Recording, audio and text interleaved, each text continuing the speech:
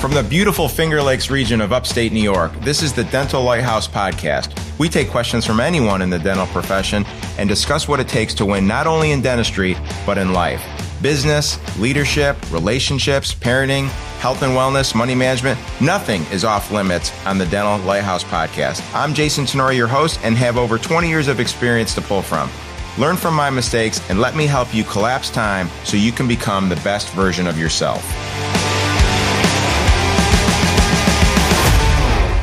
Yo, welcome back. Dr. Jason here, Dental Lighthouse podcast. Super excited today on this dreary Friday morning in upstate New York. The leaves are falling off the trees and there's no sun in sight.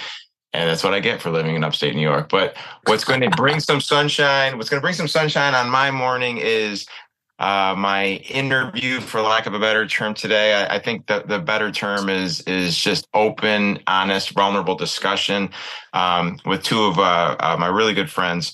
Colin's a practicing dentist in Florida. Blake's a practicing dentist in Houston. And without me unpacking their life history, I'll let them spend a minute or two talking about themselves, just to kind of create some context to this conversation. So, Colin, welcome aboard.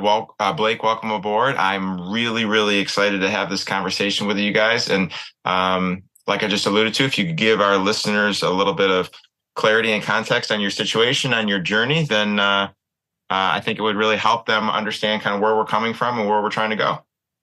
Sweet. Yeah. Thanks so much for having us. Hey guys, I'm Colin Myrick. Have honestly like the practice of my dreams in a small town in Northwest Florida. I got to move back home after a few years at I guess, a full dental school time period at the University of Texas in Houston, where I met Blake and got to learn a ton there too. But yeah, moved back to Northwest Florida, small town, bought a small practice there and have just continued to see it grow as our area has grown.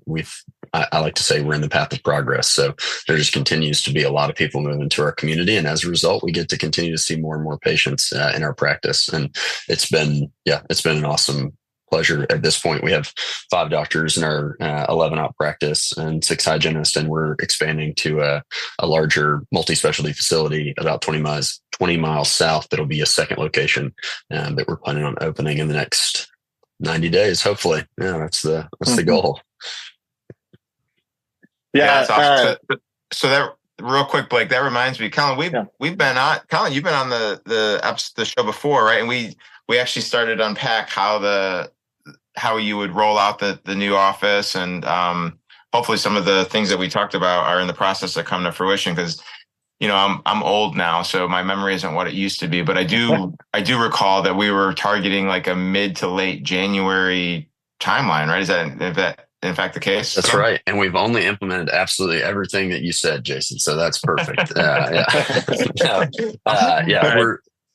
We're still all in the process of getting that rolling. And we've since onboarded director of operations and began to develop out a really strong leadership team that it looks like it's coming together really well. So we're pumped, and I'm glad to be back on Dental Lighthouse. I feel like it's always a lot more learning for me than anything else. So thanks. Yeah, I appreciate you saying that. What do you got, Blake? So Colin hit a lot of it, but I'm in Houston, a little bit different market than Colin's, but still altogether the same. We went to school together.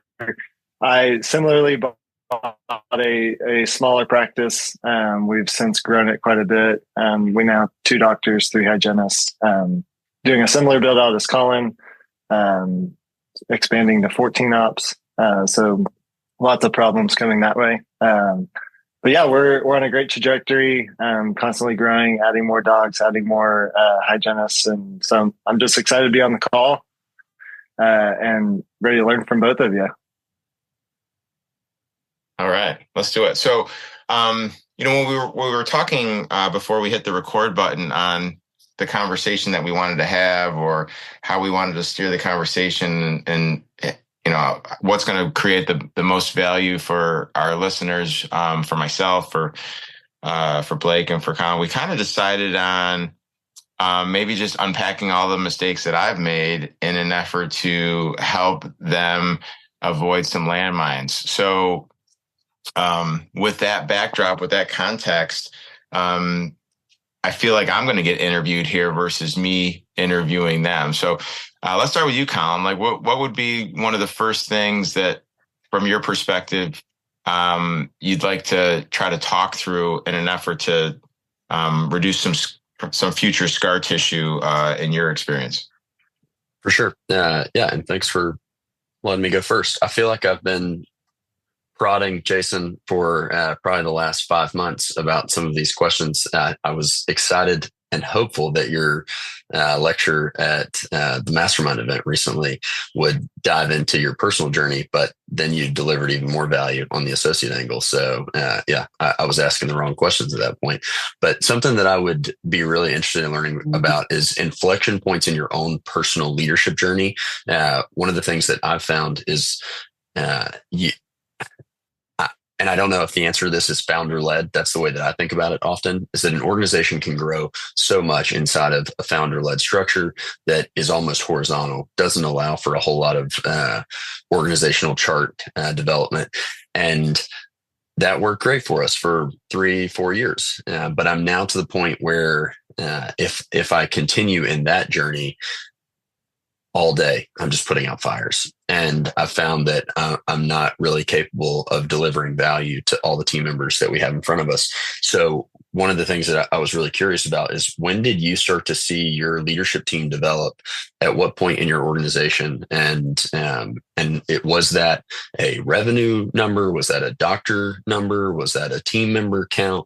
And yeah, and if so, can you kind of like dive into that a little bit? Yeah, I appreciate the opportunity. So when I was in your guys' positions, trending towards a single location office that maybe had 20 people, let's say, maybe myself and one, maybe two full-time associates, it was still manageable because I was a full-time clinician. But more importantly, I was on site every day, right? So the only day that I was not actively in the office was on Fridays.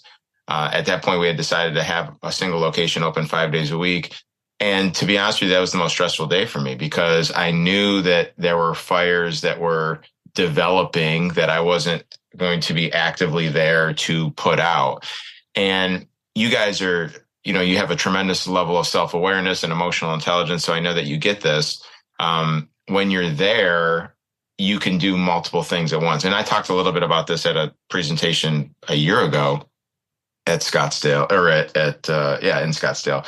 Whereas there's a unique ability of people like you two, where you can be doing molar endo in a room, and in the next room seating a crown and managing 2 to 3 hygienists, while at the same time navigating a training opportunity at the front desk, because you are overhearing a conversation to the patient that shouldn't be occurring, right? So it's just, there's not a lot of people that can do that. And I know you two can. I felt like I had that skill set.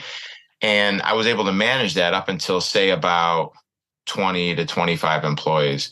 But once it got beyond that, once we started to venture into multiple locations, then I knew that I could no longer hold this thing together via duct tape and twine like I was. And I really had to double down on leadership development. And I personally feel like I'm a good leader. I've read all the books. I've developed the system. I feel like how I do it works, but it's a whole nother level of complexity when you're trying to take 2 or 3 or 4 leaders and get them to be not necessarily carbon copies of yourself, but become the leaders that they have the potential to be, so they can ultimately lead people. And that's what my whole world is right now. We have 22 leaders in our organization, and each one of my leaders runs a team of anywhere from 6 to 10 people. And that's a full-time job for me now, where I am just pouring into them, helping them become the best leaders that they can be, so they can talk like I talk, reason like I reason, love on people like I want to love on people. And it's been my experience is that's really the only way that we're going to be able to predictably scale. It would be easy to say, well, I'll just find a bunch of doctors that are like me, that are like you, that are like Blake. The reality is they're not out there. And if they are out there, they don't want to be associates. They want to own their own thing. So I have to ultimately cultivate leadership through non-clinicians, through office managers, through lead hygienists, well, non-doctors, I should say, through lead hygienists, through lead assistants. And that's been the challenge. That's been what's keeping me busy over the last 10 years. I feel like I'm better off than I was 10 years ago, but there's still a long ways to go. So does that make sense to you? Does that land well? Absolutely. Yeah. And I think my follow-up, and I have like probably an hour worth of follow-ups, but I want Blake to be able to dive into this too. My follow-up would be like, what were the roles that you first enabled yourself to start to expand your time? To this point, I'm sure in your single practice development, it was you developing your skills and you became a better and better leader, or at least this has been my experience. I feel myself developing as a better and better leader. My team receives that leadership better, but at some point I've stretched as far as I can, and it starts to become an empowering the leaders that are, maybe the boots on the ground, the people who have the closest relationships with those team members. And then my goal is to have those relationships. When did you start to see your leadership abilities start to really expand into other team members? Was there a certain hire? Was that a certain person, or was it a certain role? What did that look like? Yeah, super good question. So, being trained clinicians, no one ever really teaches us how to run a business, much less be a leader. So you kind of figure it out on your own. And probably about 10 years ago, when we started getting beyond 20 to 25 employees, started getting beyond the 1 to 2 location group, I ended up reading Traction, the EOS book from Gino Wickman.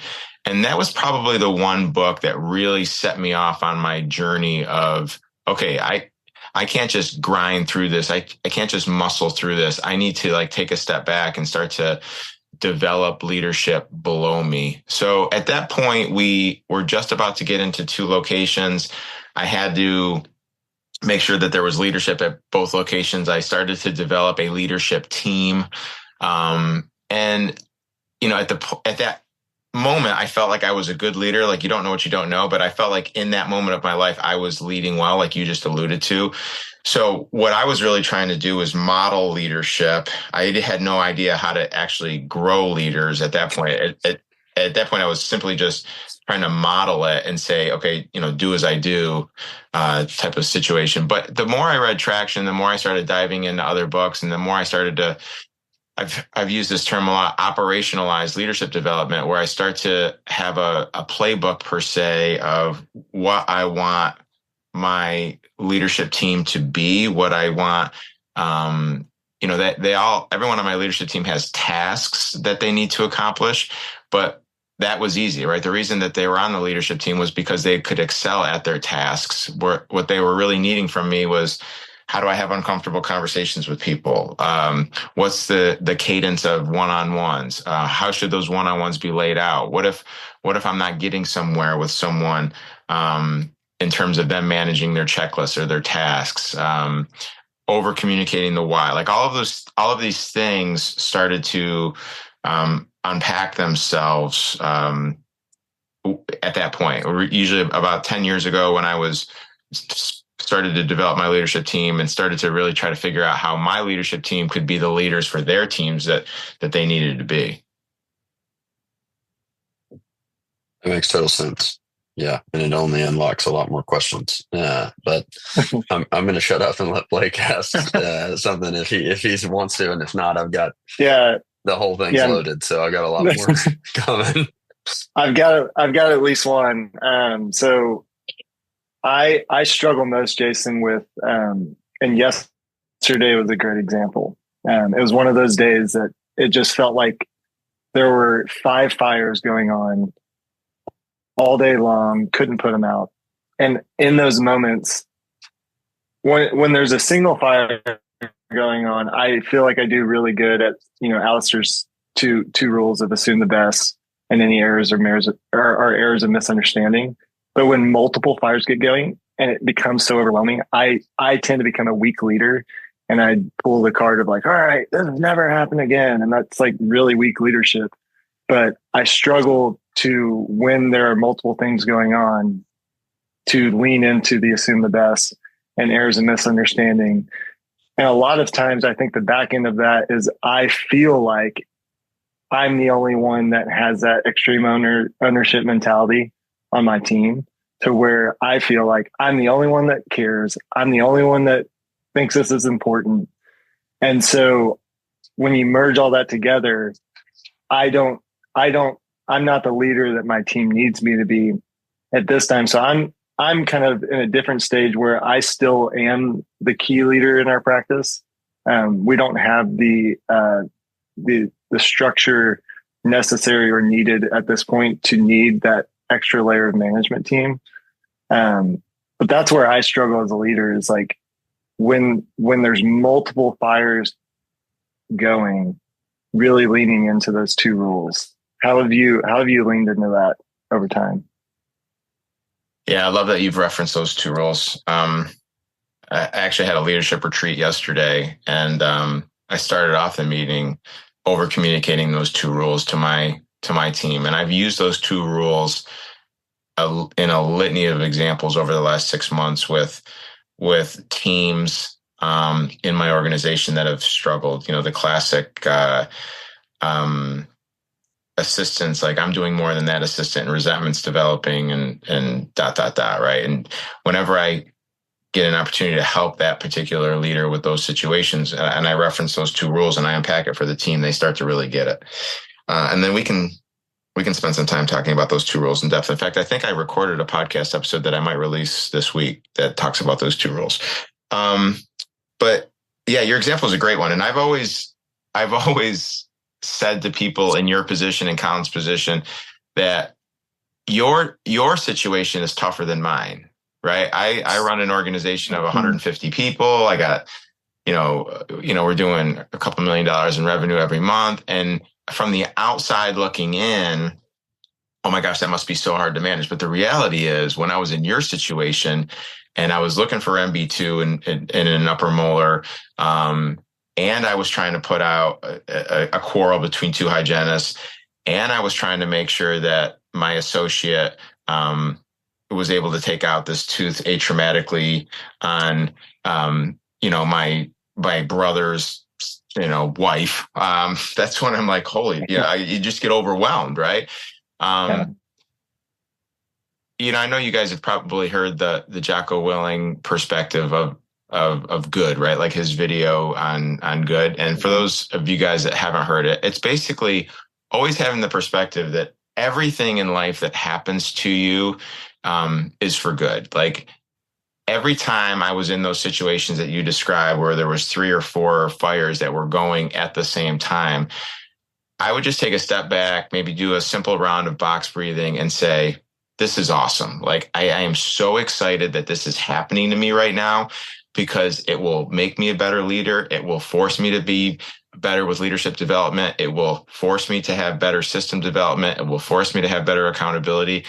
And if you can have that mindset in the moment, it's everything. Because the other option is the world is falling down. I can't do this. I'm a shitty leader. I can't believe that I decided to expand to this size. Like, what was I thinking? And I've been there, right? So you just, that saboteur gets in your head, and you start to have this negative self-talk, this negative creep comes in, and that's the worst thing that you can do. So, I know it's not a practical piece of advice, but in those moments, taking the deep breath, just clarifying your thoughts, and then being grateful for this opportunity, being grateful that there's all of these fires to put out, because in that moment, you can tell yourself, I will do everything in my power to make sure that this moment never occurs again. And what you're going to instill to put out these fires, or more importantly, to prevent these fires in the future, is everything. And it's such a blessing to have the opportunity to know, like, wow, thank you, God. Thank you, whatever your higher calling is, for putting this on me, for allowing me to have this opportunity to get through this. And I will come out of this better because of it. Yeah, I love that. I eventually got there. I left at the end of the day disappointed in myself because I felt like I didn't lead in the moment the way I should. But I love that you reference that. Like, we're supposed to rejoice when we encounter trials of many kinds. You know what I mean? Amen. Yeah. So, Amen. Yeah. And it's a situation where, and again, we talked about when I was in one location, 15 to 20 people, I was just leading through example, right? And that's such an awesome opportunity to lead through example where everyone knows that there's fires going on, right? When you can walk out of the operatory, proud chest, being like, hey, what are we up against? How are we going to tackle this? Big ass smile on your face.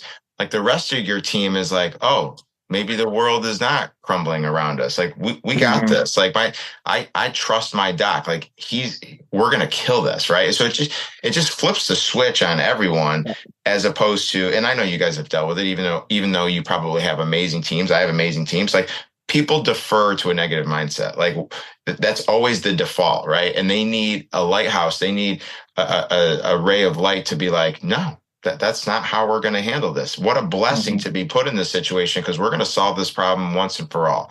And let's do it together. Let's figure it out. And I think that you can really start to affect people's lives around you for good when you're that role model for them.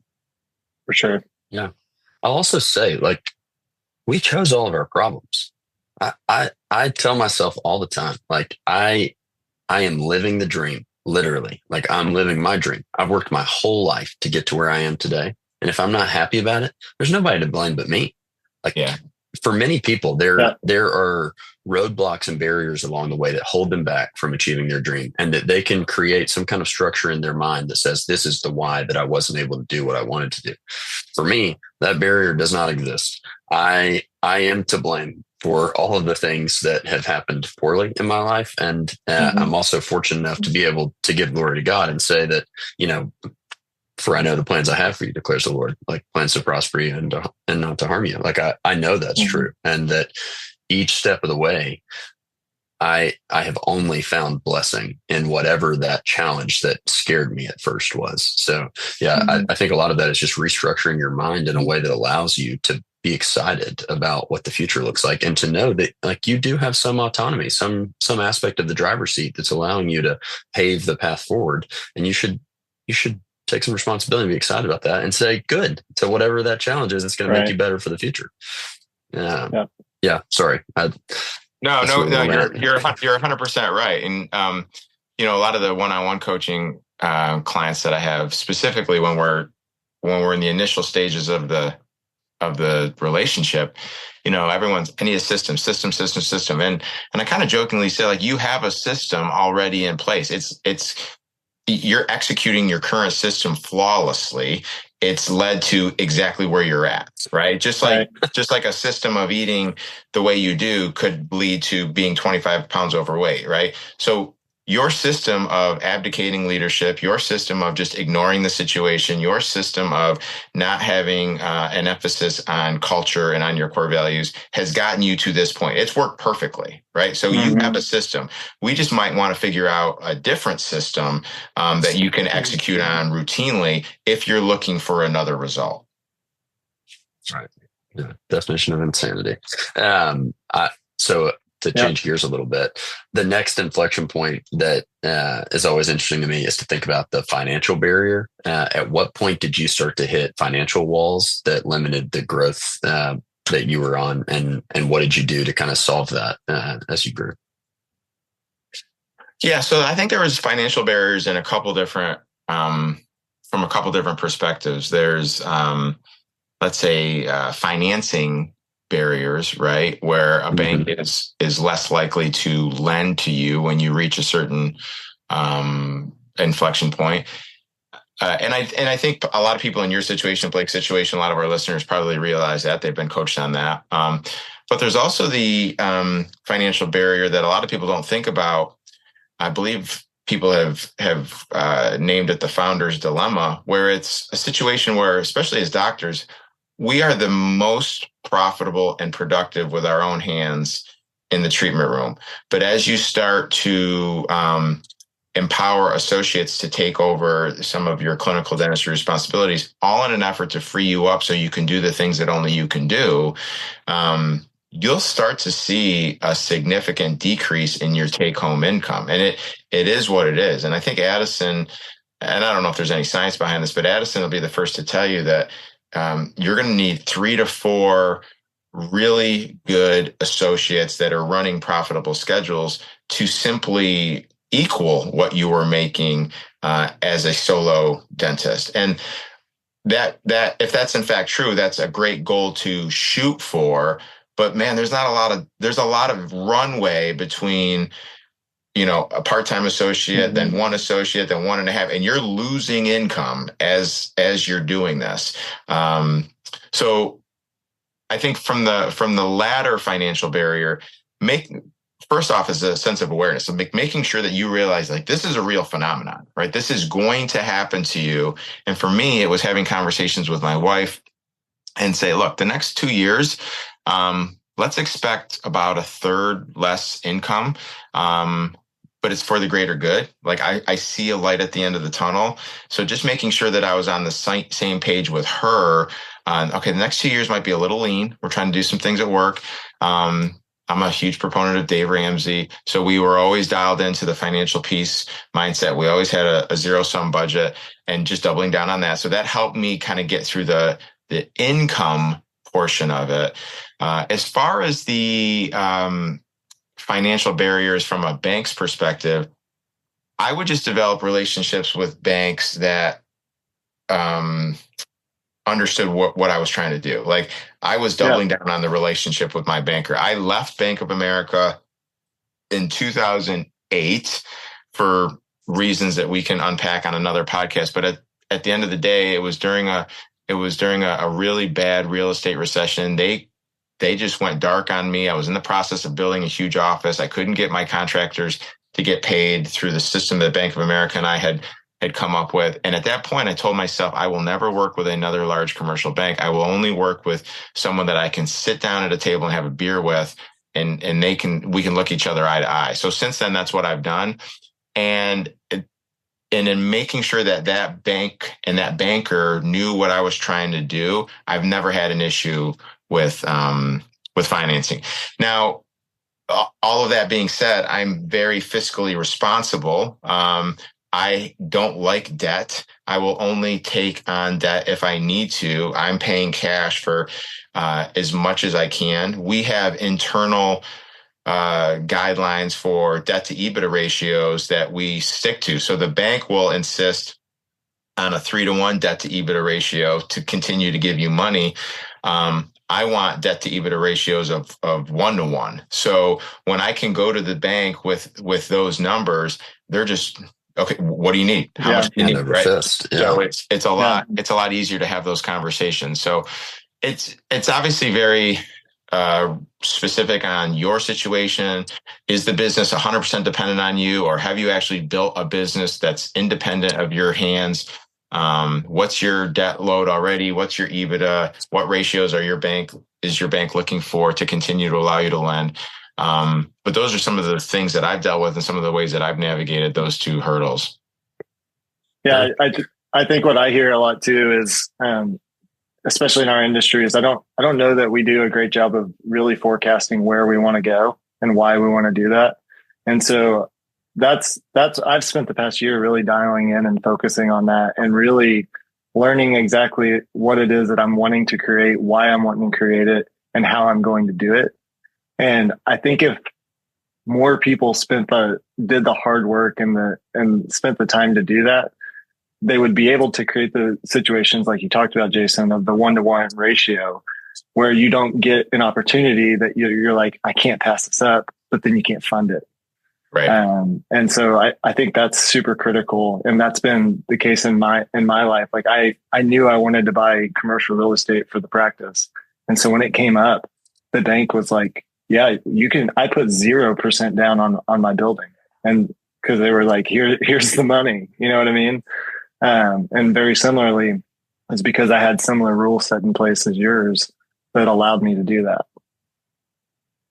Yeah, I'm glad that, and again, I probably didn't have that wisdom when I was your age. So I'm really appreciative that you have it now. And I think another thing is if I'm having beer with my banker, and I have a really good relationship with him and he actually cares about me, if I was going to do something that just didn't pass the smell test, like he's going to call me on it, right? Versus, Bank of America or some of these bigger banks where they're like, you're a dentist. I'll let you borrow as much money as you want. And I could already be running one practice that's barely breaking even. And then they're going to give me $1 million to go start another project. It's a recipe for disaster, right? So it's just nice to have, let's call it accountability with my business partners or my business relationships where I know that this person's truly looking out for my best interest and not just a short-term goal of, yeah, we can loan this guy another $1 million at 7% and we'll cash in. But, 3 years from now, I'm going to default on everything. Right. Yeah. I'm a little different than you guys, but I love that. Yeah. Honestly, my perspective is that I felt like I stepped into a season where if I was playing poker, I was dealt pocket aces. And if you look around at the table and you have a chance to put as many chips on the table as possible in the hand that you can win, then I think that you should do that. And that is where I found myself 4 years ago. And I looked for opportunities to put as many chips on the table as would be allowed.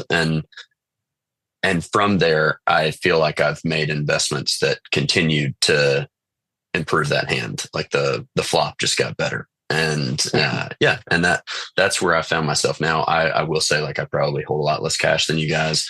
I have for a short while, I will have a significantly higher debt to EBITDA number because of this new practice. But I feel like once it's up and running, really most of my debt is on real estate and not on practice debt. I bought a $300,000 practice that's doing, $4.75 million this year. So the practice side, that was the pocket aces. And then my opportunity to continue to expand was inside the real estate space that made startups possible in an area that just doesn't have dentistry. I mean, we have such a limited access to care. So it really opened up a lot of opportunities. So I would, I love Dave Ramsey too, but as the probably furthest thing from him, I would say anybody who's listening who wants to hear how you roll the dice as many times as possible, I would be happy to talk. And I also, I will say, I feel like I come from an informed place of, I can tell you that it's risky and that you shouldn't do this if you don't have a really high risk tolerance. And at the same time, I'm 30. So I feel like I could restart if I had to. That's my that's what I love about Colin is he's an eternal optimist and I am not. And so we are often on phone calls where he really pushes on me and I push on him. And I think it's a good balance of like, he's really risky. I'm really not, but then I think we find a good middle ground a lot of times. So it's good to have some people in your corner that you can do that maybe think differently than you, that can help push you in directions that you can go.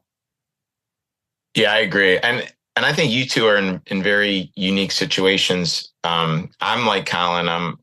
I'm very optimistic. I'm very bullish. I will bet on myself 7 days a week.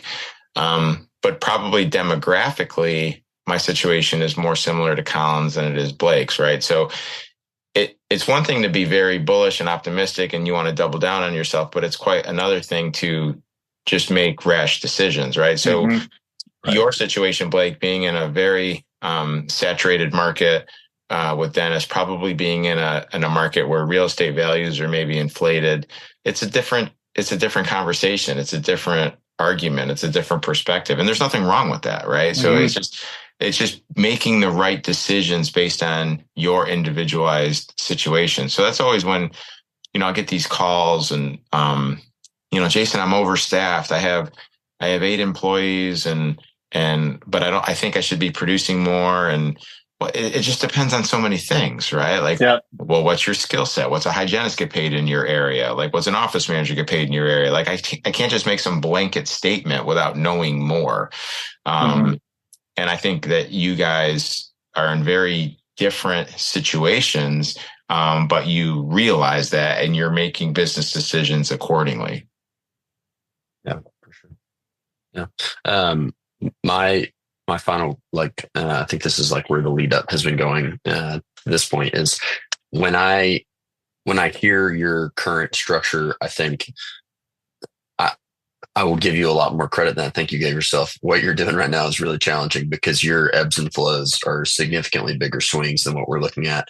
I'm guessing that your burn rate throughout most of your career has been way lower than your EBITDA, and that allows you the freedom to take a lot of risk inside of that structure and allow you to get to where you're at today. Especially, I mean, for all those listeners, when someone tells you that their debt to EBITDA is 1-to-1, you should listen. That means that he's found a way to really control cash well and to deploy it in ways that leads to great returns on the other side. I would guess that his house was not as nice as his practices for a long time, and that's a big deal when you're building a business. And it's probably what's allowed unbelievable freedom in your life now. When I think about that, org chart wise, how stratified is your org chart today? What's your number 2 look like? And who does your office manager, what does an office manager look like inside of your structure? Yeah. Good question. Yeah. So let me just touch upon the debt to EBITDA 1-to-1 ratio. When I was your age, it sounds so weird to say that. But back in 2003, 2004, there was a guy that ran a bunch of seminars called Breakaway. I don't want to mention his name, but a lot of us would take his training. He was like the fresh take on business development. And coming out of dental school, you just had no business development. Maybe you read the E-Myth, right? But outside of that, you didn't have any level of business development. And his mindset and what he would teach in his classes was your EBITDA or your multiple on your EBITDA will continue to go up in a linear level based on how many locations that you owned. So just to unpack that for our listeners that maybe don't understand what I'm saying, let's say you had an EBITDA of $500,000 and you would trade at 5x. If you added a second, what his advice would be is if you added a second location, even if that location broke even, so you're still, your EBITDA organizationally was still 500 grand. The multiple 6x, right? The multiple is no longer 5x. Now it's 7x, right? So just keep adding locations and the debt that's associated with those locations. Arbitrage, right? And you'll get this 10x, 12x once you get to 5-6 locations. 20x. And and again, I know him at a fairly good level, and I feel like he wasn't giving poor advice intentionally. It could have been what the market was doing at that point. It could have been his own system, whatever it was. So many people would go out and say, okay, I need to have 3, 4, 5 locations. The reality is, and I was blessed to have some advisors beyond him that kind of set me straight, is it ultimately comes down to as profitable as you can be with the smallest footprint that you could be. So if you have one location and you have the capacity to add some operatories and increase EBITDA without going into a level of debt that a de novo or an acquisition would do, then that's what you need to do. If expanding hours makes sense for you culturally and morally and ethically, then that's what you should do. If hiring dentists that have a bigger, unique skill set to increase revenue with that current footprint, then that's what you need to do. So I feel like one of the ways that we have been able to achieve that 1-to-1 ratio is because we're maximizing each of our facilities as much as we can. These are not $1 million locations. These are $2 to $2.5 million locations within a 2,500 square foot footprint. So just wanted to touch on that because I just don't want people to think like, well, how the hell is he maintaining a 1-to-1 ratio with all of these practices and each practice is doing 800 grand? That's not the case. These are practices that are not doing that. To your second question about the org chart. So again, following the EOS model, I'm the classic visionary. I just sit and think outside the box all day long. I'll come up with 20 ideas in an hour. And I need someone to balance me. I need a discerner. I need someone to look at my 20 ideas and say, Jason, 19 of those like shitty, but I can take this one idea and I can run with it. And in our organization, we call that an integrator, just like EOS does. And the person that sits in my integrator seat, her name is Amy. She's also my director of operations. So she's the number two. She does not have a mindset like I do when it comes to wonder and invention and thinking outside the box, but she has such a skill set that complements mine because I don't want to cross my T's and dot my I's. I don't want to, make that final rush to get the ball over the goal line. I need someone that's going to be complimentary of me in that regard. So she's my number two. We have an organizational leadership team that maybe it's correct, maybe it's not correct. It's working for us where our organizational leadership team is me and Amy, our director of finance, our HR, and then our two regional managers. And then below that level of leadership, each office has an office manager that reports to Amy at the operations seat. So there's a lot of lateral accountability. There's a lot of vertical accountability. We really try to be transparent with everything. Obviously, there's situations where we could be better, and we try to be. But that's kind of the elevator pitch of what my organizational chart looks like. I love that. Yeah. What's the role of an office manager in your organization? What does that look like? So they're basic, and I hate the term office manager. I mean, I actually said this at my leadership retreat yesterday, but they basically lead my smaller offices. So the smaller offices will have, let's say, 8 to 10 employees. They have, I'm going to throw out some percentages. It's going to change here, but when I'm communicating with them, I'm over communicating the fact that 50% of your job is task management, filling the schedule, AR, confirming appointments, all the things that an administrative person does.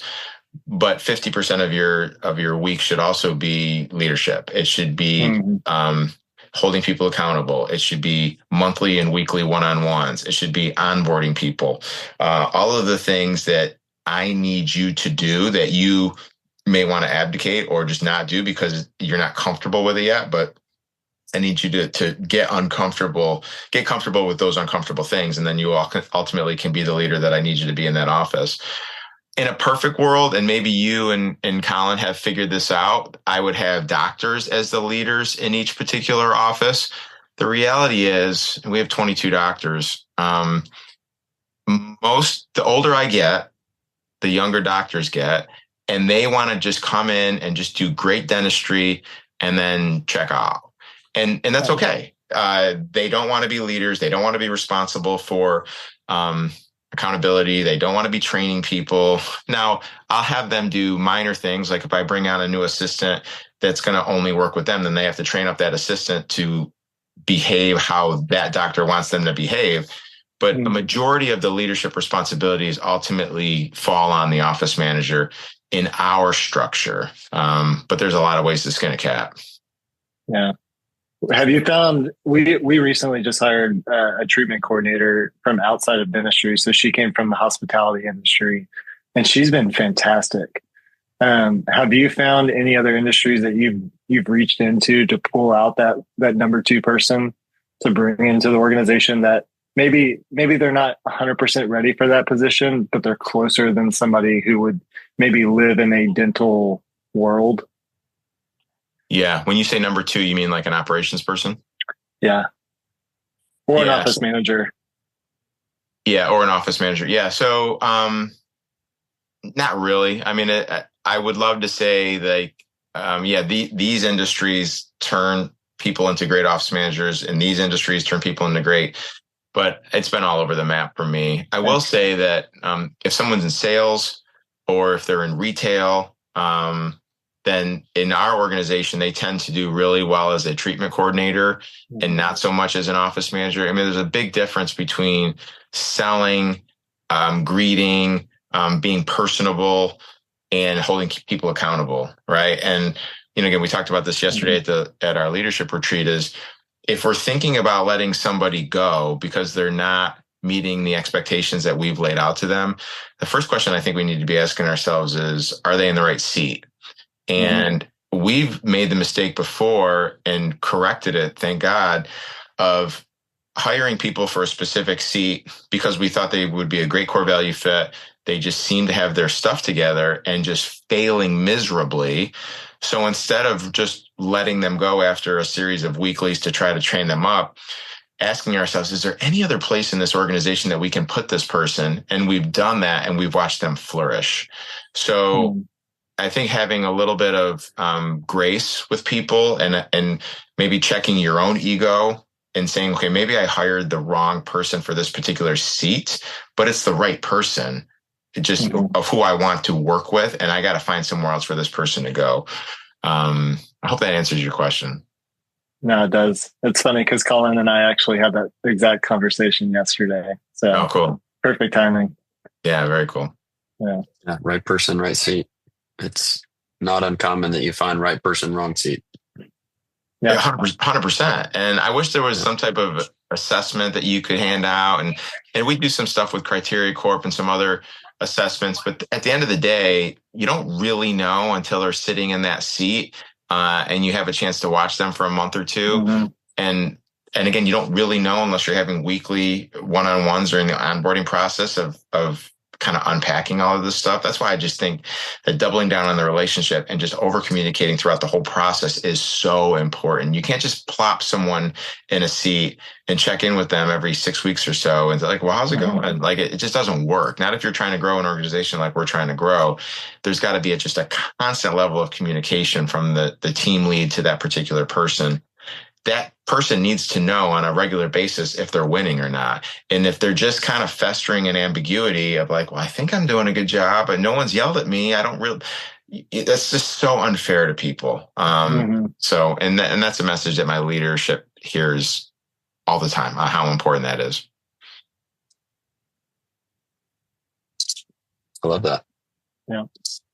Well, we got anything else, guys? I talk all afternoon with you guys. We got all sorts of stuff.